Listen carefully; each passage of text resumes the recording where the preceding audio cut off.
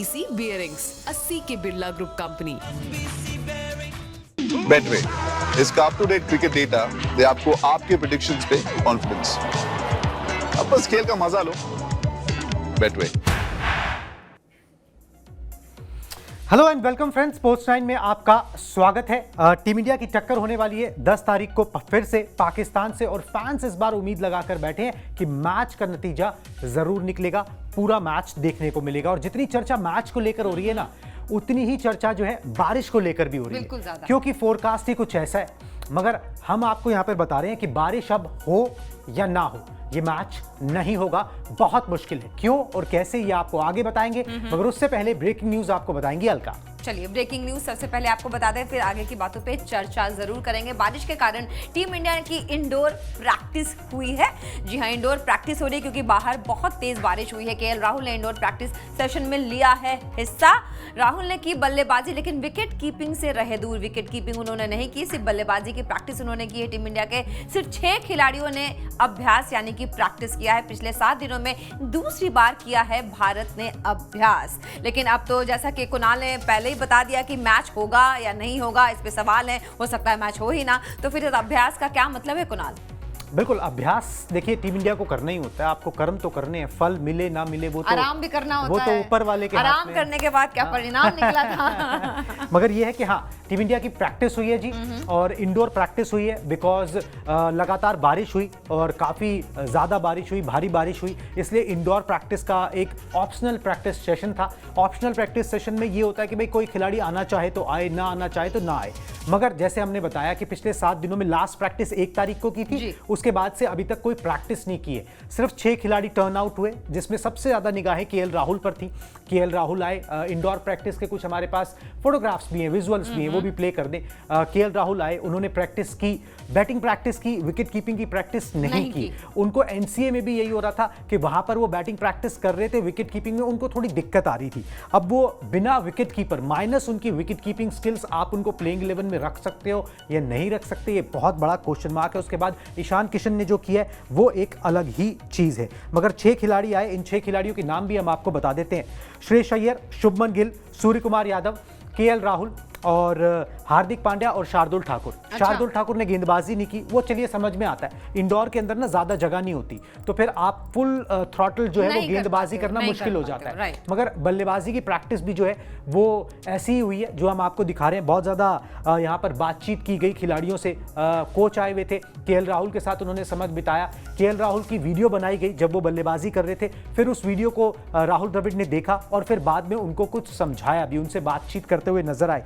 तो एक अच्छी बात ये कि भाई चलो प्रैक्टिस हुई है, उसमें केएल राहुल आए हैं। दूसरी बुरी बात ये कि इंडोर प्रैक्टिस हुई है, क्योंकि बाहर जो है मौसम का जो हाल है वो बड़ा गड़बड़ाया हुआ है, बहुत ज़्यादा ऊपर और नीचे है। अब चलिए हम अपने मेन बात पे आ जाते हैं कि भाई हमने बोला कि ये मैच नहीं होगा, क्यों नहीं होगा, क्या इसके कारण है। वेदर रिपोर्ट आपको दिखाते हैं, तस्वीर अपने आप साफ साफ हो जाएगी कि क्यों हम ऐसा बोल रहे हैं कि बारिश अब आगे हो या ना हो, ये मैच होना बहुत मुश्किल है। गुरुवार को 12 घंटे की बारिश ने बिगाड़ा स्टेडियम का हाल। फोटोग्राफ आप देख सकते हैं किस तरीके का स्टेडियम का हाल हुआ है। प्रेमदासा स्टेडियम से पानी निकालते दिखे ग्राउंड्समैन, और ये पूरे दिन होता रहा। जिस तरीके से वहां पर जिस कदर पानी भरा हुआ है, जो उनके लोकल ग्राउंड स्टाफ है, उनसे बातचीत के बाद पता लगा कि भाई 2 दिन की धूप चाहिए। अगर 2 दिन की धूप निकलेगी तब जाके ये मैदान खेलने के लिए तैयार होता है। उसमें भी आउटफील्ड में थोड़ी सी डैम्पनेस फिर भी रह सकती है। तो ये कहानी है जी। और कि भाई ये जो मैच जब होगा, जब 2 दिन की धूप निकले, पहले तो 2 दिन की धूप निकले, उसके बाद जब 10 सितंबर को जब मैच है इंडिया वर्सेस पाकिस्तान का, उस दिन बारिश होने की जो आशंका है वो 80% है। 80% का मतलब ये कि बारिश होगी ही होगी। इसका मतलब ये है कि मैच होगा ही नहीं। अगर इसका मतलब ये तो है, तभी हम बोल रहे हैं कि भाई ये मैच होना बहुत मुश्किल है। और उस मैच को तो छोड़ दीजिए, उससे पहले सुपर 4 का एक और मैच यहां पर होना है शनिवार को। रविवार को भारत वर्सेस पाकिस्तान है, शनिवार को यहां पर मुकाबला है, और वो मुकाबला भी जो है श्रीलंका वर्सेस बांग्लादेश है। दूसरा सुपर 4 का मैच है, वो मुकाबला तो कह रहे हैं कि भाई 110% नहीं ही होगा। क्योंकि जिस तरीके से बारिश हुई है, रुक रुक कर बारिश हो रही है, जितना पानी स्टेडियम में भरा है, और चाहे आपके पास जितने भी इंतजाम क्यों ना हो, मगर जब डैम्पनेस हो जाती है, ज़्यादा पानी भर जाता है, तो फिर मुश्किल सिचुएशन खड़ी हो ही जाती है। और वो सिचुएशन खड़ी हो चुकी है कि इसीलिए हम बोल रहे हैं कि भारत पाकिस्तान का जो मैच है अब वो होना बहुत मुश्किल है। कर्टेल्ड मैच अगर किसी तरह से हो जाए तो उसे करिश्मे से कम मत समझिएगा, क्योंकि लगातार बारिश है और इस बारिश के ऊपर हम बार बार आपको वीडियो से समझा भी चुके हैं। ये किच भी ACC और PCB के बीच में, या फिर आप कहें कि जो BCCI की सेक्रेटरी है और PCB के बीच में हो ही चुकी है कि भाई एक दूसरे पे ब्लेम गेम, कि हमने बोला था भाई यहाँ मत मैचेस कराओ, यहाँ पर कराओ, UAE में कराओ, तो ये ब्लेम गेम जो है आपस में शुरू हो चुका है, क्योंकि मैचेस होते हुए नजर नहीं आ रहे। सफर तो हुए हैं मैचेस। देखिए, सफर मैं और आप करेंगे, सफर जनता करेगी। जो हमको मैच पे बातचीत करने को नहीं मिलेगा, जनता को एंटरटेनमेंट नहीं मिलेगा,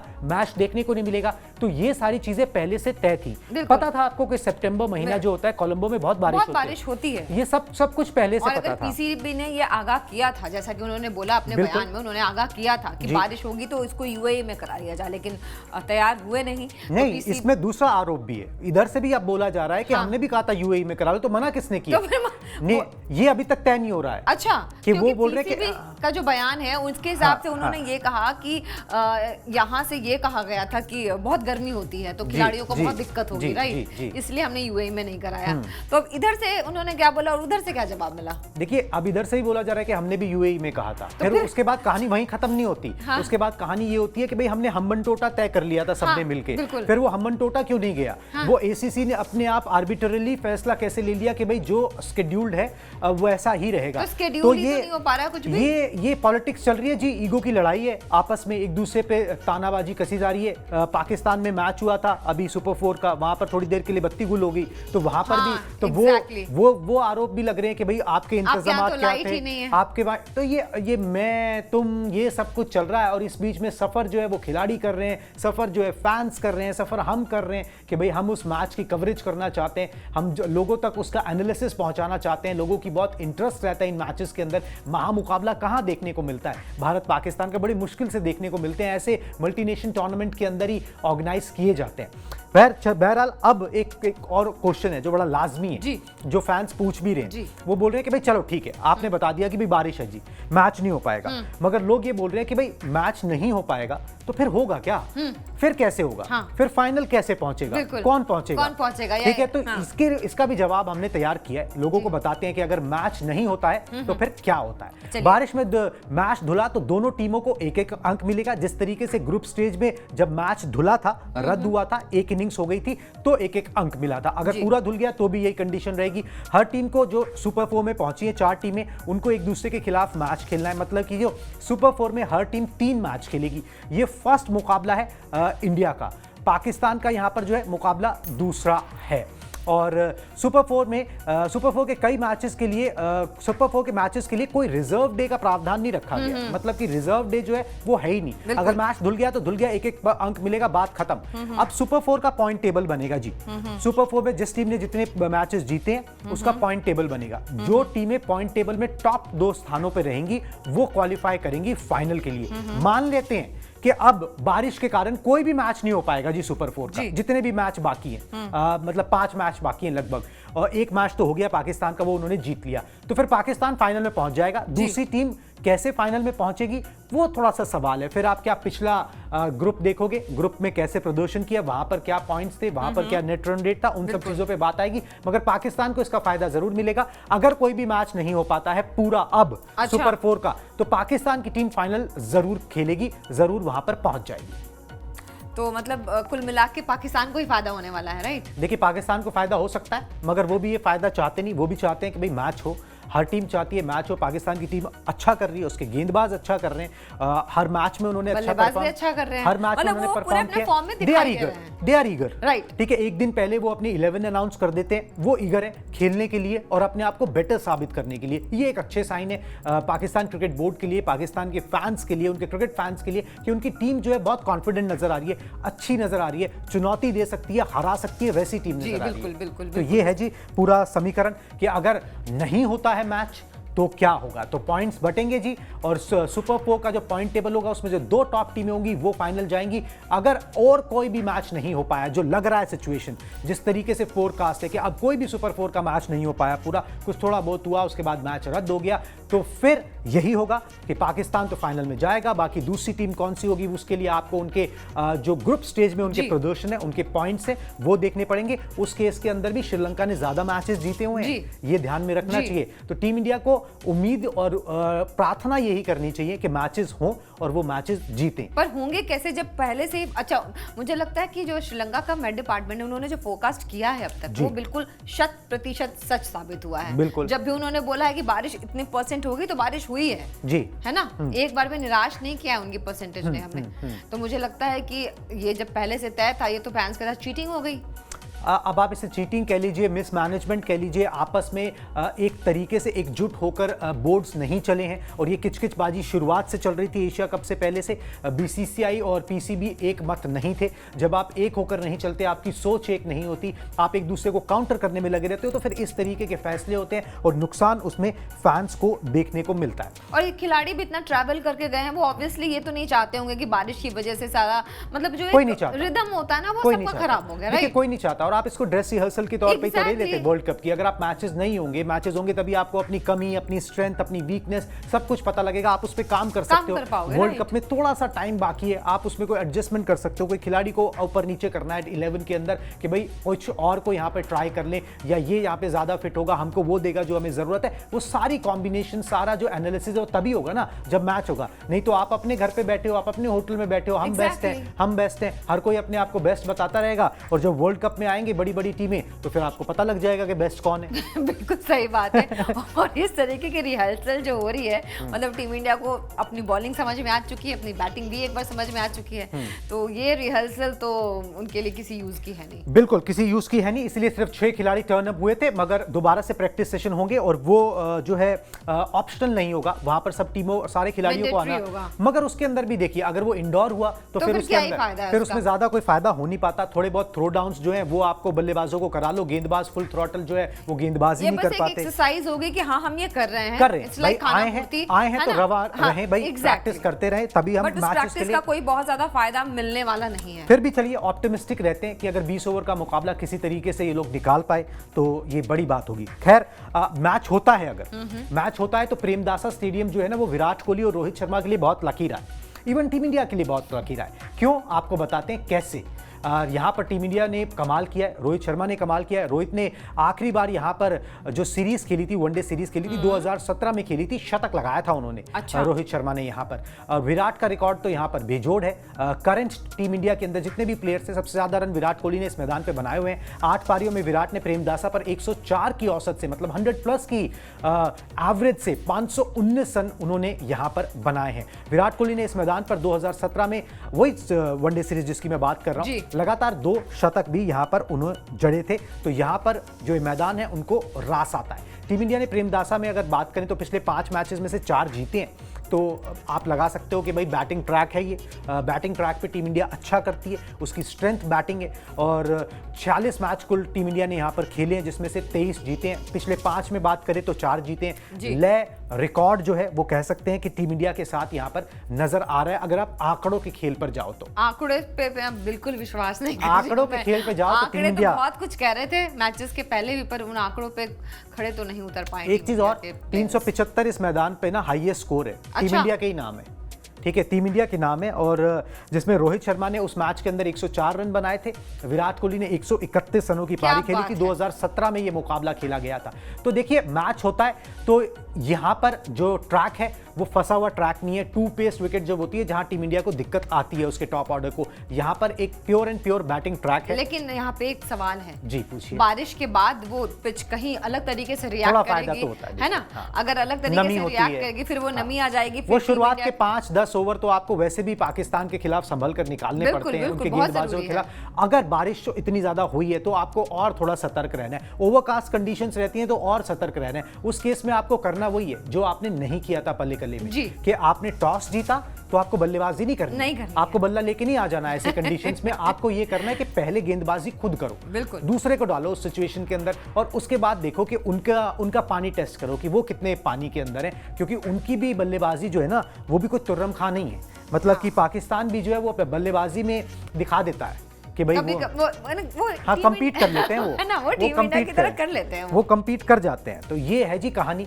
अब इस कहानी से आगे बढ़ते हैं, और जो हम बात पहले कर रहे थे, ये एक पॉलिटिक्स, मतलब एक तो मैदान के खेल के लिए जद्दोजहद चली रही है, मैदान के बाहर पॉलिटिक्स चल रही है। अच्छा। पॉलिटिक्स क्या चल रही है भाई? मुआवजे की मांग हुई है पाकिस्तान की तरफ से। अच्छा। अब क्यों मांगा गया है ये मुआवजा, आपको बताते हैं जी क्या हुआ है। पीसीबी ने जय शाह को, जो बीसीसीआई के सेक्रेटरी और एसीसी के चीफ हैं, उनको एक पत्र लिखा है और मुआवजे की मांग की है। अच्छा। पाकिस्तान क्रिकेट बोर्ड ने और ज़का अशरफ जो उनके हेड हैं, पीसीबी ने कहा कि मैच श्रीलंका में होने के कारण जो गेट मनी होता है, जो टिकट्स बिकती हैं, हाँ। और उससे जो पैसा आता जी। है, होस्ट कंट्री वो भी है, उनको भी कुछ हिस्सा मिलना है, श्रीलंका को भी कुछ हिस्सा मिलना है, तो उनको वो पैसे नहीं मिल पा रहे क्योंकि मैचेस नहीं हो पा रहे और बारिश के कारण लोग कम आ रहे हैं, तो उनको नुकसान हुआ है। अच्छा। ये जो नुकसान हुआ उसकी भरपाई करो जी। लास्ट मोमेंट पर बदले गए एशिया कप के मैच, इसका जिम्मेदार कौन है ये उस पत्र में पूछा गया है, उस लेटर में पूछा गया है। कहा गया है कि 5 सितंबर को सहमति बनी थी, श्रीलंका क्रिकेट बोर्ड के ऑफिशियल्स थे, पाकिस्तान क्रिकेट बोर्ड के ऑफिशियल्स थे, एसीसी के ऑफिशियल्स थे, बैठे थे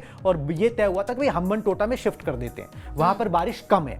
मगर उसके बाद अचानक से ये ऑफिशियली कम्युनिकेट भी कर दिया गया मेल के जरिए। हाँ। मगर उसके बाद अचानक से पता नहीं क्या हुआ कि भाई एक मेल आता है जिसमें कहा गया कि भाई आप इन चीजों को इग्नोर कर दो, और अपने आप से डिसीजन ले लिया गया कि भाई कोलंबो में ही, कैंडी में ही सारे मैचेस होंगे जो पहले शेड्यूल था। सफाई नहीं दी लोगों ने कोई? अभी तक कोई सफाई नहीं आई है, मगर अब ये क्यों हुआ, कैसे हुआ, खबरें तो ये भी निकल के आ रही हैं कि पहले तो जी पाकिस्तान की टीम हम्बन टोटा नहीं जाना चाहती थी, और उन्होंने ईगो पे बात ले ली थी कि भाई जब हमने पहले बोला था यूएई में करा लो तो आप तैयार नहीं हुए। फिर उसके बाद टीम इंडिया ने भी बोल दिया कि भाई ऐसा है, हम्बन टोटा के अंदर ना भाई सुविधाएं अच्छी नहीं है, ठीक है, तो हम भी वहां पे नहीं जाना चाहते, हम यहीं खेलना चाहते हैं, ठीक है। तो अब उसके बाद फिर ये एकदम से फैसला हो गया, तो ये पूरी खिचड़ी पक गई जिसमें एक दूसरे पे आरोप प्रत्यारोप लग रहा है, कौन सच्चा है कौन झूठा है, किससे पूछा गया, वर्बली पूछा गया है नहीं पूछा गया।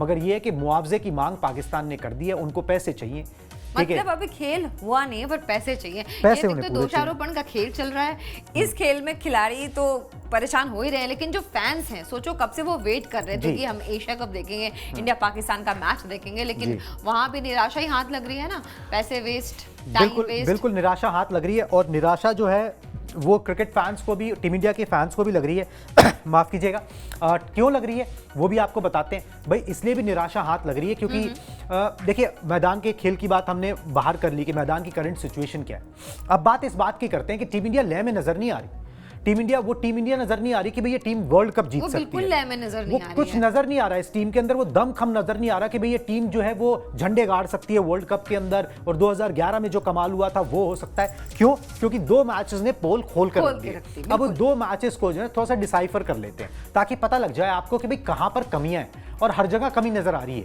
मतलब सब कुछ गड़बड़ नजर आ रहा है इस टीम इंडिया के अंदर। बल्लेबाजी बहुत अच्छी चल रही होती है, पाकिस्तान के खिलाफ मैच से पहले सब कुछ गड़बड़ नजर आ रहा है, वर्ल्ड कप से पहले सब कुछ गड़बड़ नजर आ रहा है। सबसे पहली गड़बड़ आपको दिखाते हैं बैटिंग के अंदर जी। ग्राफिक्स प्ले कर दीजिए, बैटिंग वीकनेस ग्राफिक्स। इसमें क्या है कि पाकिस्तान के खिलाफ जो मैच हुआ वो एशिया कप में टीम इंडिया का पहला मैच था, टॉप ऑर्डर बुरी तरह से फ्लॉप रहा था। वो मैच सबको याद है, 66 रनों के अंदर भारत के टॉप 4 बल्लेबाज आउट हो गए थे, कुछ 15 ओवर का खेल मेरे ख्याल से हुआ था उस समय, और 4 बल्लेबाज जो है वो पेविलियन लौट गए थे। बाएं हाथ के तेज गेंदबाजों के खिलाफ टीम इंडिया की कमजोरी जो है वो सामने आ गई थी, और भारत के जो आखिरी 5 विकेट भी जो है ना, शुरुआत के 4 तो चलो टॉप ऑर्डर के गिरे सो गिरे, आखिरी के 5 विकेट भी 27 रनों के अंदर गिर गए। तो बाजी सिर्फ बीच के ओवर्स में मारी, वो भी हार्दिक पांड्या और ईशान किशन की वजह से सम्मानजनक स्कोर एक 266 का बन गया, नहीं तो क्वालिटी गेंदबाजों के सामने जो है वो टीम इंडिया संघर्ष करती नजर आ रही है। ये चीज कई बार देखने को मिल चुकी है, पहली बार नहीं हो रहा कि भाई क्वालिटी गेंदबाजों के सामने टीम इंडिया स्ट्रगल करती हुई नजर आ रही हो। तो ये कोई अच्छी तैयारी नहीं, ये कोई अच्छे संकेत नहीं है पाकिस्तान के खिलाफ मैच से पहले भी और वर्ल्ड कप जैसे बड़े टूर्नामेंट से भी पहले। आपकी पोल जो है वो कहीं ना कहीं बैटिंग में खुल के रह गई। बिल्कुल सही बात है, बिल्कुल समझ में नहीं आ रहा कि किस तरीके की तैयारी है, किस तरीके का आराम दिया गया, और जिन लोगों ने प्रैक्टिस की उन्होंने भी कोई कमाल नहीं किया, जिन्होंने आराम किया उन्होंने तो बिल्कुल ही कमाल नहीं किया, और जो गेंदबाजी देखना मिलनी चाहिए थी देखने के लिए वो बिल्कुल नहीं मिली। अगर सिर्फ एक बुमराह पे पूरी की पूरी गेंदबाजी टिकी हुई है तो ये बहुत अलार्मिंग है। अगर खुदा ना खासा बुमराह बीमार पड़ जाते हैं, कोई इंजरी हो जाती है, अभी तो आ रहे इंजरी से ही आ रहे हो, इसलिए अभी तो तक पहुंचे नहीं वैसे वो, है ना, अभी तक दोबारा पहुंचे नहीं वो श्रीलंका, पता ठीक था है, कि बारिश उन्हें अभी में- पहुंचे नहीं है वो भी अपना देख रहे हैं कि भाई देखिए कोलंबो का देखते रहे हाल कैसा है। वैसे ये बात बता दें आपको, जो हमने बैटिंग वीकनेस की बात की उसमें रोहित शर्मा जो लेफ्ट आर्म पेसर जी। के खिलाफ आउट होते हैं, पिछली 9 पारियों में 5 बार वो लेफ्ट आर्म पेसर का शिकार बन चुके हैं। तो आपके कप्तान साहब, आपके ओपनिंग बैट्समैन का ये हाल है, और उनका औसत जो है लेफ्ट आर्म पेसर के खिलाफ सिर्फ 20 का रह जाता है। और ये इसके अलावा भी उनके साथ जो दिक्कत होती है वो होती है कि वो शुरुआत में थोड़े से ना एजी होते हैं, उनके कैचेस छूटते हैं, उनको लक का सहारा मिलता है, फिर वो बड़े स्कोर और बनाते हमेशा होता है हैं। ऐसा। ये हमेशा देखने को मिला, ये पाकिस्तान के खिलाफ मैच में भी देखने को बिल्कुल। मिला, ये नेपाल के खिलाफ मैच बिल्कुल, में भी जी बिल्कुल। देखने को मिल गया। तो हमने ये मोटी मोटी बैटिंग वीकनेस की बात की। एक वीकनेस और है जो टीम इंडिया का सबसे बड़ा बल्लेबाज है विराट कोहली, उनकी वीकनेस जी, और सबको पता लग चुकी है अब, ये मतलब ये कोई राज ही नहीं रहा। लेफ्ट आर्म पेसर के खिलाफ उनकी कमजोरी जो है, या लेफ्ट आर्म गेंदबाज के खिलाफ उनकी जो कमजोरी है वो सबके सामने आ गई है विराट कोहली की। क्या कमजोरी है जी? कमजोरी ये है कि वनडे की अगर बात करें तो 32 बार वो लेफ्ट आर्म पेसर का शिकार बन चुके हैं अपने वनडे करियर में। 5 बार क्लीन बोल्ड हुए, 25 बार कैच आउट हुए, मतलब कि वो स्लिप्स में इधर उधर। और पेसर और स्पिनर लेफ्ट आर्म मतलब कि बाएं हाथ के गेंदबाज के अगर दोनों के आंकड़े हम मिला रहे तो 53 बार वो ऐसे गेंदबाजों का शिकार बन चुके हैं। ये कमजोरी सबको पता लग चुकी है और हर कोई इसको टारगेट करता है। पाकिस्तान के खिलाफ मैच से पहले आपको याद होगा शादाब खान ने दावा भी किया था। वैसे करियर में 48वीं बार वो जो है 1 से 9 रन के बीच में आउट हो चुके हैं, और ऐसा ही हुआ जब वो पाकिस्तान के खिलाफ मैच में उतरे। नेपाल में तो बल्लेबाजी उनकी आई ही नहीं। बिल्कुल तो सही ये बात है। कंडीशन है जी। तो ये दोनों के दोनों लेफ्ट आर्म पेसर को खेल नहीं पा रहे हैं। पूरी टीम इंडिया के साथ परेशानी है, और ये परेशानी आज की नहीं है, ये परेशानी 2000 पिछले वर्ल्ड कप से चल रही तो है। ये तब से अब तक इन्होंने ये rectify उसका नहीं किया। हुआ, वो नहीं हुआ जी। आपने थ्रो डाउन ले लिए जी लोगों से जो बाएं हाथ के थ्रो डाउन करते हैं, मगर उसका कोई इफेक्ट नहीं पड़ा है, कोई इंपैक्ट नहीं पड़ा है। इस बीमारी से जो है टीम इंडिया नहीं उबर पाई है। हर किसी को पता है मिचेल स्टार्क को इस्तेमाल करती है बिल्कुल, ऑस्ट्रेलिया, बिल्कुल। ट्रेंट बोल्ट को इस्तेमाल करती है न्यूजीलैंड, यहाँ पर पाकिस्तान जो है शाहिन शाह आफरीदी को इस्तेमाल करते हैं, और बार बार यही देखने को मिला है कि वो मोर टाइम्स जो है सफल ही हो जाते हैं इस रणनीति के तहत कि तेज डालो, लेफ्ट आर्म पेसर डाले, बॉल को अंदर लाने की कोशिश करे, कभी बाहर निकाले, बस हो गया बट काम। रोहित शर्मा ने क्या कहा था याद है ना आपको? क्या? ये राइट आर्म पेसर भी तो हाँ। विकेट ले लेता वो है। तो उन्होंने बोला ही, मतलब उन्होंने एक्सेप्ट नहीं किया इस बात को। उन्होंने उल्टा बोला कि भाई लेफ्ट आर्म पर क्यों, हम तो राइट आर्म पर भी आउट होते हैं, और जो अगर अच्छा गेंदबाज होगा तो आउट कर ही लेगा। हमारा काम ये है कि हम जाएं, अच्छी बल्लेबाजी करें, कभी हम भी तो शतक बनाते हैं। तो ठीक है, अगर वो शतक बनाते हैं तो एक बात मैं आपको बता दूं, 2019 से लेकर अभी तक 3 शतक बनाए वनडे में रोहित शर्मा ने, बस। क्या बात है। ठीक है, आप लगा लीजिए 4 साल मोटा मोटा यहाँ पर बीत चुका है। तो ये हमने बल्लेबाजों की कहानी आपको बता दीजिए टीम इंडिया की कि सब कुछ गड़बड़ नजर आ रहा है। अब हम सब कुछ क्यों बोल रहे हैं उस पर भी आते हैं जी। फील्डिंग पे आ जाते हैं जी। हमने पहले मैच की बात करी, उससे हमने डिसाइफर किया मतलब फील्डिंग नेपाल के खिलाफ कैसी रही, बताते ग्राफिक्स के जरिए क्या किया था टीम इंडिया ने। अनचाहा रिकॉर्ड अपने नाम बनाया। नेपाल के खिलाफ जो शुरुआती 21 गेंदों में जो है टीम इंडिया की पोल जो है वो खुल के रह गई थी। रोहित शर्मा ने टॉस जीता, गेंदबाजी का फैसला किया, और 21 गेंदों में, शुरुआत की 21 गेंदों में ही 3 कैच टीम इंडिया ने ड्रॉप करे जी। 3 कैच वनडे के अंदर, 3 कैच बहुत बड़ी बात होती है। एक भी कैच ड्रॉप हो जाए ना तो लेने के देने पड़ते हैं। 3 कैच ड्रॉप करे, और किस किस ने करे? Best of the fielders, Virat Kohli, Shreyas Iyer और ईशान किशन। ईशान किशन जो आपके विकेट कीपर बैट्समैन है। अगर इसी तरीके का कोई बड़ा कैच आपने इंग्लैंड ऑस्ट्रेलिया के खिलाफ वर्ल्ड कप में ड्रॉप कर दिया तो आपने मैच ड्रॉप कर दिया। बिल्कुल सही बात टॉप 10 टीमों में अगर बात करें ना तो कैच छोड़ने के मामले में टीम इंडिया नंबर 2 पर आती है इस लिस्ट में। इस बहुत बढ़िया लिस्ट जो बनी है उसमें जो कैच छोड़ने वालों की जो लिस्ट बनी है उसमें टीम इंडिया नंबर 2 पे, टॉप करने से बच गई बस। तो टॉप ठीक कौन है? टॉप जो है वो अफगानिस्तान ने किया है। तो टीम इंडिया की कैचिंग क्षमता जो है ना वो 75.1% क्या है। बात है, ठीक है, मतलब बढ़िया परसेंटेज मतलब और round about 25% of the chances आप ड्रॉप करते हो। तो ये आपकी फील्डिंग का स्तर है जो कि नीचे आया है, जो पहले बहुत अच्छा हुआ करता था। एग्जैक्टली ये टीम इंडिया की फील्डिंग का स्तर है। तो हमने बल्लेबाजों की बात की, आपको नेपाल के खिलाफ क्या हुआ जी, क्योंकि वहां पर आपने गेंदबाजी की थी पहले, तो गेंदबाजी में क्या निकल के आया वो आपको बता दिया कि फील्डिंग में ये हाल हुआ जी। तो ये टीम इंडिया की रिपोर्ट कार्ड है और सब कुछ गड़बड़ है, इसीलिए हम बार बार आपको कह रहे हैं। वैसे आपको बता दें कि श्रेयस अय्यर ने पहला कैच छोड़ा था, उसके बाद विराट कोहली ने कैच छोड़ा, श्रेयस अय्यर ने स्लिप्स में छोड़ा था, फिर विराट कोहली ने छोड़ा और उसके बाद ईशान किशन ने कैच छोड़ा। तो ये जो है कैचेस विन मैचेस एक तो पुरानी कहानी है।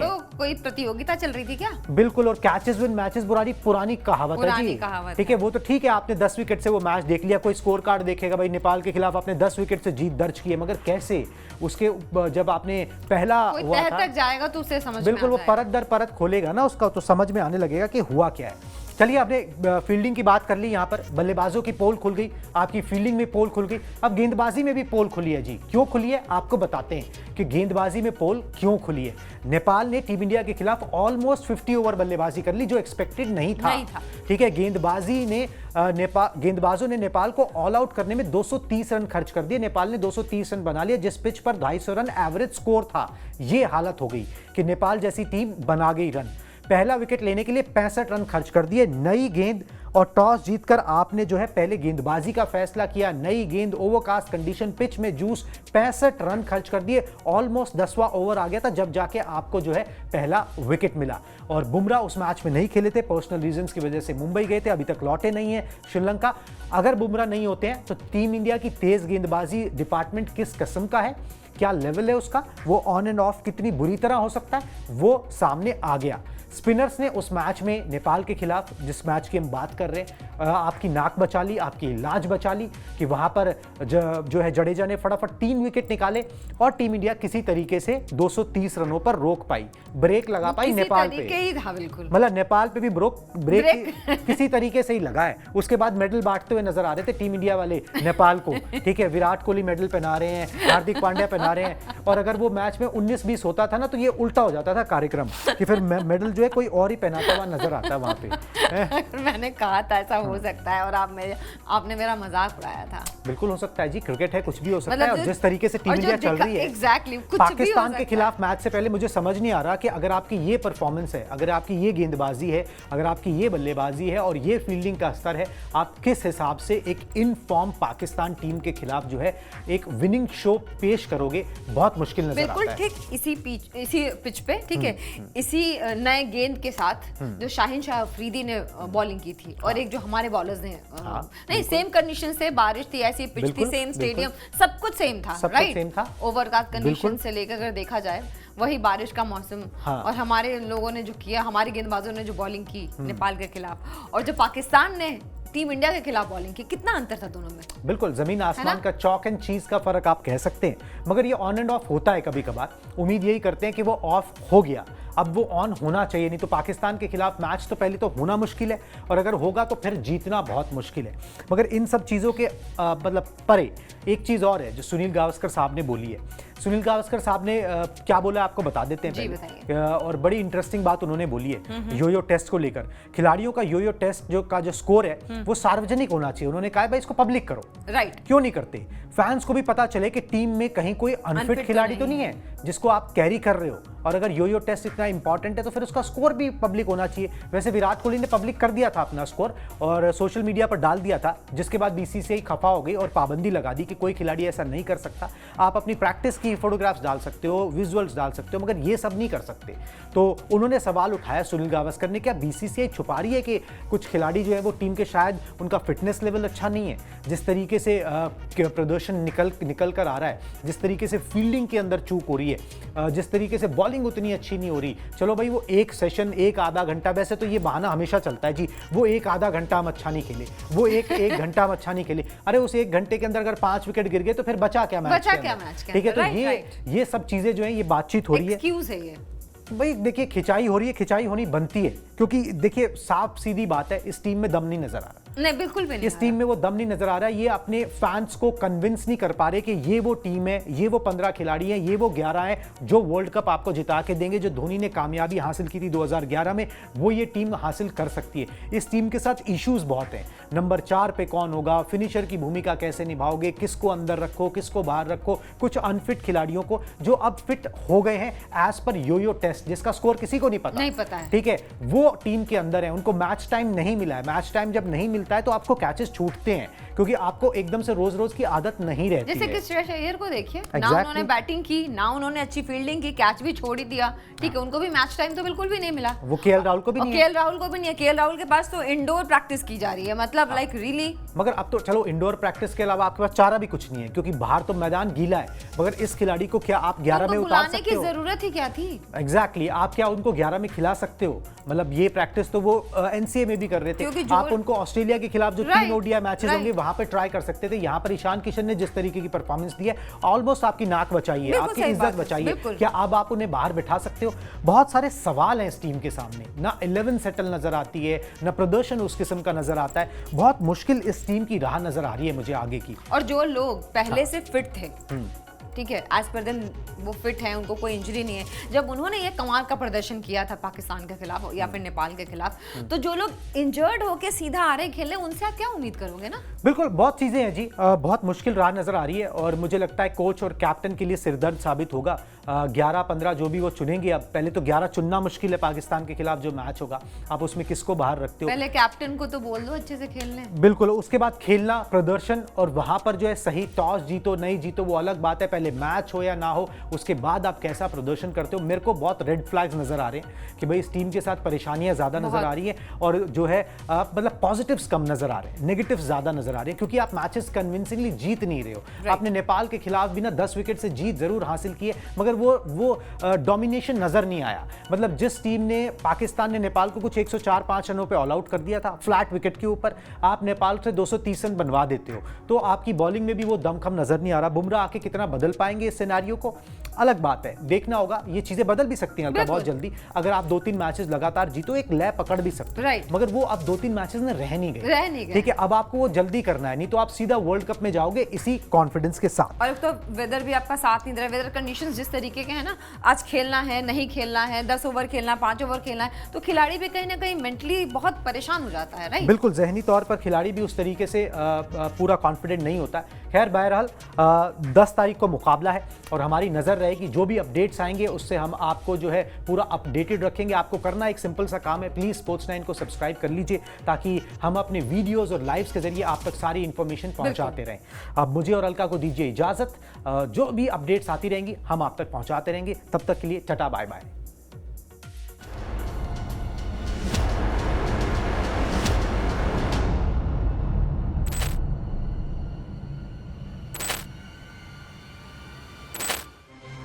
लंबी रेस के लिए NBC बियरिंग्स, 80 के बिरला ग्रुप कंपनी। बेटवे, इसका up to date cricket data दे आपको आपके प्रेडिक्शंस पे कॉन्फिडेंस। अब बस खेल का मजा लो। बेटवे।